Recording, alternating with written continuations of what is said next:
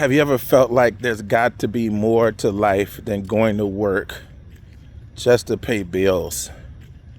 Have you ever felt like you were put here to do something greater than that? Greater than just working to pay bills,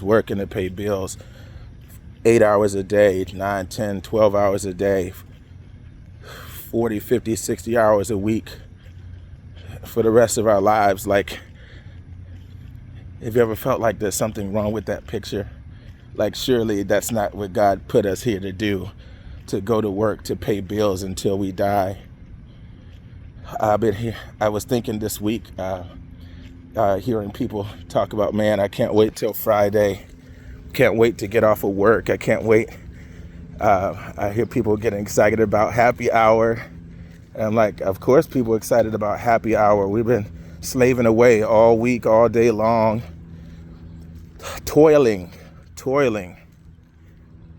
And I don't think that's our original design. That's not our original design. So what do you do about it? How do we start to flip that around? If that's not who we were born to be and what we were born to do, then what is it?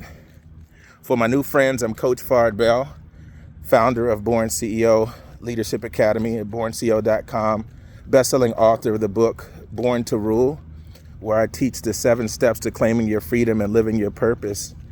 And for 25 years, I've been a legal services broker, providing affordable legal services, identity theft protection, and resources for families, businesses, employees, commercial drivers, etc. But today, what's been on my spirit, I just posted on social media a video called 7 Keys to Alignment. 7 Keys to Alignment. And like getting into alignment with who we are, what we were born to do, living our purpose, and then making that shift. For those who don't know, since I was 14 years old, I went on a journey to study some of the most successful people in the world since 1994. I've been just studying, investing time, investing money, getting around people like the great billionaire Paul J. Meyer, and so many other greats.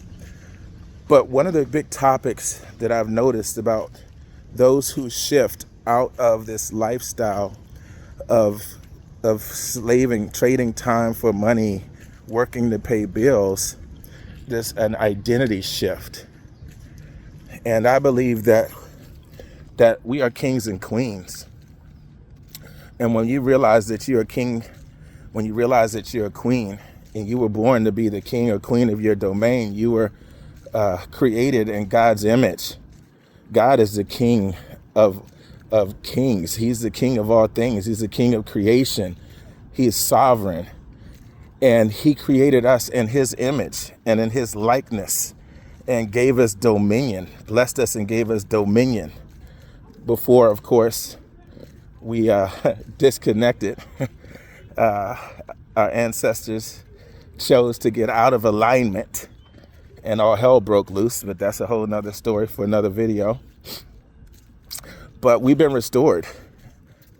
We can be restored. We can get back into alignment. And when we get back into alignment with who we truly are, we start to live like kings and queens. And so today's message is that a reminder that kings and queens don't work for money.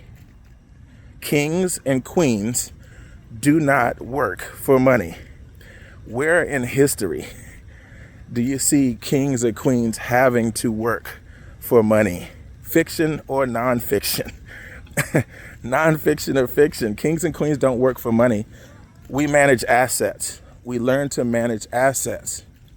And if we weren't taught that from birth, then we have to learn it from scratch. If we weren't taught that from our families, we have to learn that. That's a part of our development and getting back into alignment with who we truly are and who we were born to be. Part of that is learning to acquire and manage assets so we don't have to spend our lives working for money. That's not how we're supposed to live. That's a cursed life. A cursed life is a life of toil and having to work for money to pay bills.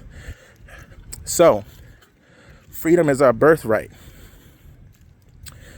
And one thing that I've learned is that wealth follows wisdom. wealth follows wisdom. Wisdom leads to good management, and wealth follows wisdom. When I have not sought out God's wisdom, it led to bad management. And bad management leads to poverty, leads to toil in this world of abundance that we live in. But when I seek wisdom, when we seek wisdom, wealth must follow. And when we seek wisdom, we practice good management. And good management leads to wealth. Hence, kings and queens, we don't work for money. So remember that. That's why one of my favorite books is a book called, beside the Bible itself, is a book called Cash Flow Quadrant on this topic. Cash Flow Quadrant by Robert Kiyosaki. Get that book, get the audio, listen to it. It's really the process of transforming in that part of our lives to where we stop working as employees only, or seeing ourselves as just an employee or just a self-employed worker, and we become business owners and investors. And he does an amazing job at teaching that process of transformation. So what are your comments? Put your comments down. What are your thoughts on this whole concept of having to work for money, toiling? Do you feel like that's what we're meant to do? Do you feel like there's something greater we were put here to do?